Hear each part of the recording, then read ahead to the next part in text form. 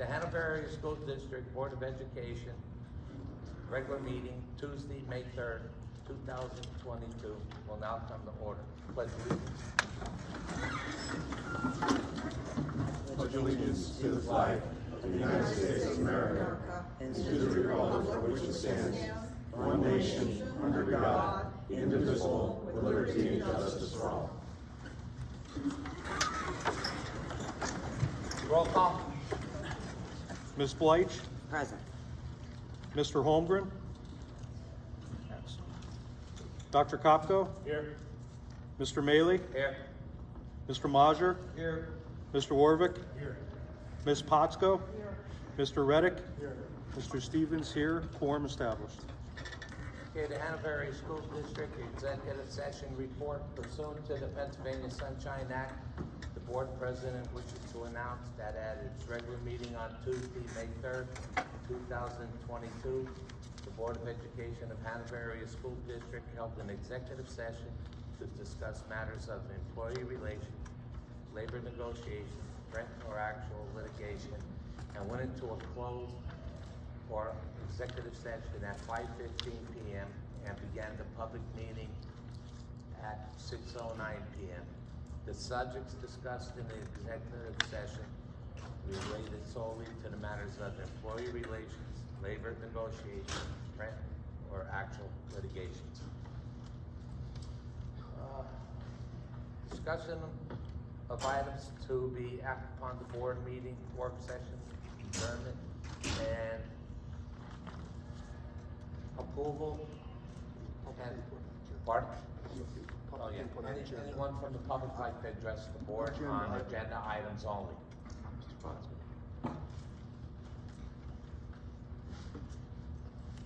Mike Potsko. Mike Pot. Can you hear me? Yes. Mike Potsko, Hanover Township. At the last meeting, and in the meeting minutes that are going to be approved, I asked about the grant that was going to be used to pay for the two social workers that were hired last month. Can I get some clarification on that today? Yes, sir. So as I spoke to you, I don't know if that's an agenda item, but Mr. President, I guess we can move forward. So the clarification is that the ESSER 3 grant application is always a fluid document. We can adjust it as needed. And as we take a look at some of the items that are needed within the district, we have been shifting and moving stuff around. So what we did was, since the 2020 census has come in, we've received a lot more federal funds due to our impoverished students and our impoverished population. So what we did was we moved the two social workers to a Ready to Learn grant and our title of federal funds for students that are in high need. So we have shifted and adjusted and taken that out of the ESSER funds. The ability for us to do that allows sustainability for those social workers to remain in the district beyond the 24 school year. Right. Those two social workers were never on a budget in those ESSER grants. So the information I was provided was inaccurate last month. And it was not inaccurate, as I said to you, as we change based on need. So what happens is right now it's still not in there at this point right now. And we have our financial consultant is here this evening, and we just talked about the projection right now of our budget looks like we have a deficit. And that's because we have been fronting the money based on the state being so far behind with the disbursement of all ESSER funding. So the district right now, it appears as though there's a deficit because we have not received any of the ESSER funds. So right now we've hired these people based on the fact that we haven't had approval. We have to move on this because based on the need of our students. So right now, the fluidity of these applications, we have changed and we've been in molding as we needed. So these people needed to be hired now. We didn't have that money.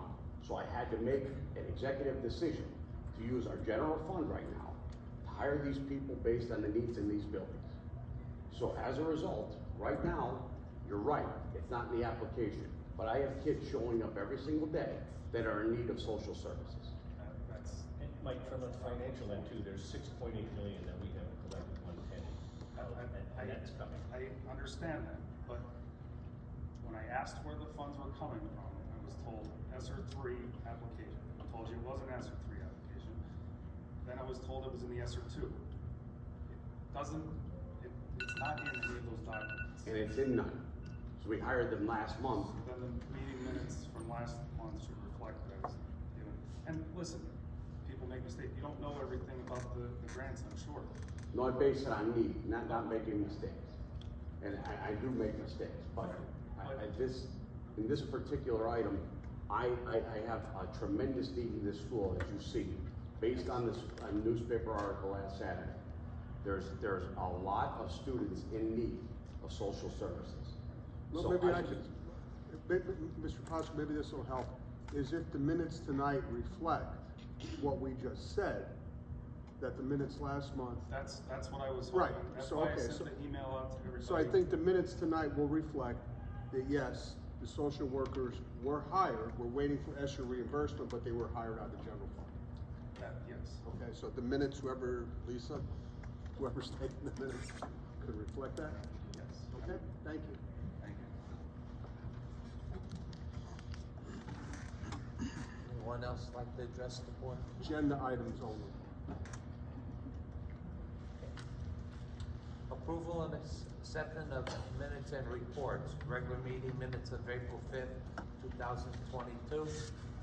Luzerne Intermediate Unit Board of Directors meeting minutes of March 23rd, 2022.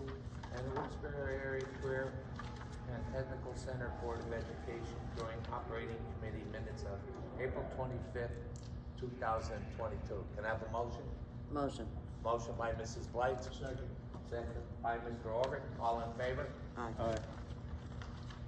Superintendent report? Yes, thanks, Mr. Chairman. I just want to inform the community that the high-stakes state assessments have began within the Hanover Area School District. Our PSSA's Keystone examinations began last week. We are well into the second week of these high-stakes examinations. These students are doing a great job under the pressure and the learning loss that we have been experiencing. Also, in addition, I want to recognize the teachers within this district. The 2nd through the 5th of this week is Teacher Appreciation Week. Today at our social media and throughout the rest of the week, we are going to be celebrating our teachers. We thank you for everything you've gone through over the last 2 years and what you continue to endure on a daily basis, with the fact that the teaching aspect of this is the easy part. It's all the surrounding services that you're providing on a daily basis. So from myself and this Board of Education, I want to thank you for everything that you do, and we celebrate you this week. In addition, Ms. Karen McHale is here. I want to recognize her this evening on WVIA. Our therapy dog, Barney, was a feature of Mind Over Matter. We're speaking about mental wellness. Our dog was a feature on a WVIA segment. And I want to thank Karen and her husband. They purchased this dog and they're donating this time and efforts back to this Hanover Area School District and every student in need that uses therapeutic services. So I thank you, Karen, and I celebrate Barney and his recognition on WVIA. Very final piece to this is I want to let everybody know that there has been some tension within the Hanover Area School District. We were the feature of an argument, or of an article over last weekend. We do have a zero tolerance policy within this district. Every student involved in physical altercation is charged. We do not tolerate these undesirable behaviors. I want to let everyone know that once this happens, that these students are expelled from this district. I do not want any community member to feel unsafe sending your children into each of these 5 buildings. I have spoken to many parents over the last several days, and I can assure you that I will call you back and that your student is safe. We just got a risk assessment report to this Board of Education within the last 45 minutes, and we have the top rating from the Pennsylvania State Police. And in addition to that, we have very proactive measures that are in place right now and will continue to be in place to make sure that we're focusing on the strong students who are here doing the right things day in and day out, and that we give the attention needed for the students who are not. So with that being said, I'm asking and imploring everybody in this community, everybody in this auditorium, to still have confidence in the Hanover Area School District, this administration, and the staff. That being said, that concludes my report, Mr. Chairman. Yes, the important stuff. I'm very sorry. And the April student of the month is Carly Yuskavich. I'm very, very apologetic. That's what we're here for students who are in the kid business. So I am very, very sorry that I did not recognize that. My apologies and congratulations to Carly. Is she here? She is not. Motion to accept superintendent report. Motion by Rick Orman, second by Joyce Potsko. All in favor? Aye. General recommendations to approve items 1 through 3. Can I have a motion? Motion. Motion by Rick Stevens, Second. second by Dr. Kopko. Roll call. Ms. Bleich? Yes. Dr. Kopko? Yes. Mr. Maley? Yes. Mr. Majer? Yes. Mr. Warvick? Yes. Ms. Potsko? Yes. Mr. Reddick? Yes. Mr. Stevens? Yes. Financial recommendations to approve items 1 through 10. Superintendent will read number 6. Yes, number 6 is the motion to approve the Hanover Area School District to be a part of the South Valley Recreational Authority with the specific understanding that there is zero financial commitment as of this point. Also on, Mr. Chairman, on 8, 9, and 10, the final language should be subject to review by solicitor. If you want to make that amendment. Jack, do we need to read that into the record? Yeah, we need 8, 9, and 10 should have a clause at the end. This, after the motion to consider, all 3 should just say contingent upon final review of language and approval by solicitor. For all 3 of them, 8, 9, and 10. There's 3 early retirement incentives. Okay, could I have a motion on finance 1 through 10? Motion by Joyce Potsko. Second. Second by Rick Orvick. Roll call. Ms. Bleich? Yes. Dr. Kopko? I am no on number 2. I am no on number 6. There's no document existing that tells us what that is or any type of projection that I have seen. Yes on everything else. Mr. Maley? Yes. Mr. Majer? Abstain on 1 and 2, no on number 7, and yes on everything else. Mr. Warvick? Yes. Ms. Potsko? Yes. Mr. Reddick? No on 1 and 2, and yes to everything else. Mr. Stevens? Yes.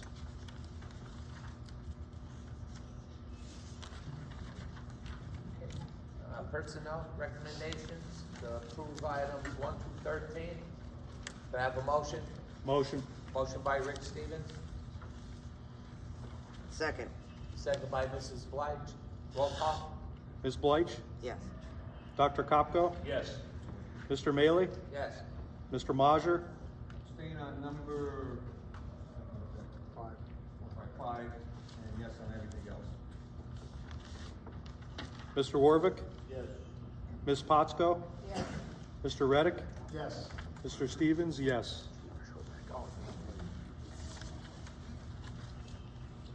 Okay, new business?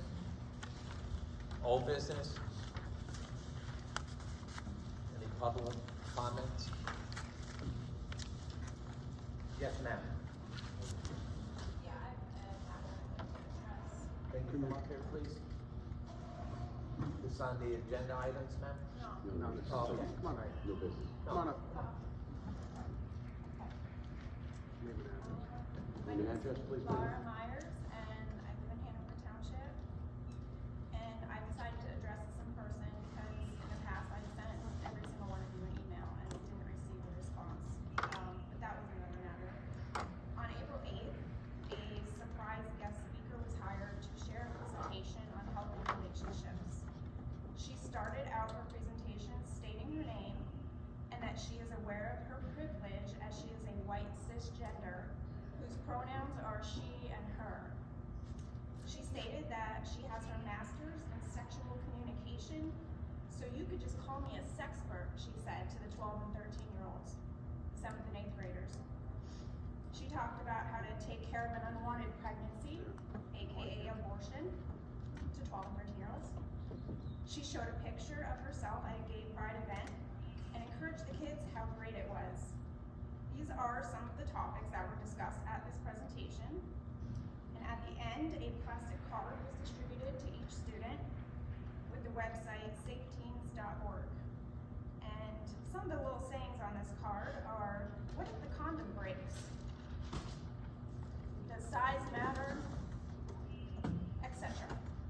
I gave my little card to Mr. Sipper when I brought this his attention. And he confirmed that he was the one who approved this presentation, but he was unaware, and he seemed genuine, that he was unaware that all this was discussed. So I just want to know what is going to be done in the future so that this doesn't happen again. An outsourced presenter should only be allowed to discuss exactly what they have presented beforehand, healthy relationships, this was this time, and not allowed to attempt to infiltrate their personal ideologies on children.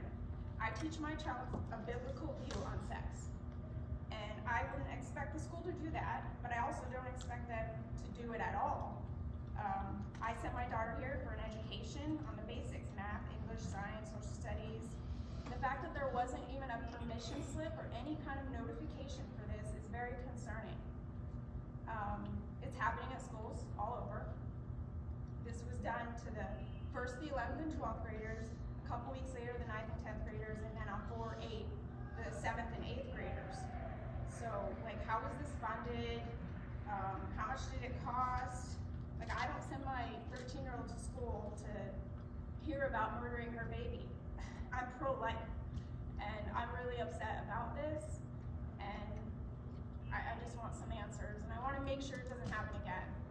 Ma'am, I'm gonna say, for being one of 9 on this board, I'm absolutely appalled by what you just reported. It's appalling. I'm even more appalled that we didn't screen people that are presenting to our children in this school district. Our first priority in this school district is to keep our children safe. So, for me, I apologize. That should I not was told this information by a teacher who was very concerned, and I was shaking like I am now. And I'm also appalled that like there wasn't an adult in the room to stand up and say, this is not okay. Well, and there was adults in the room. I'm going to dig into it, because I want personal answers on this. I want to know more detail, and I will personally get back to you. Okay. And I'm sure the superintendent will as well. Okay. I appreciate it. Thank you. I apologize. Thank you.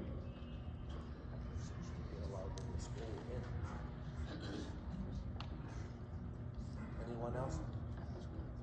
Yes, ma'am. I have a concerning question. Sure.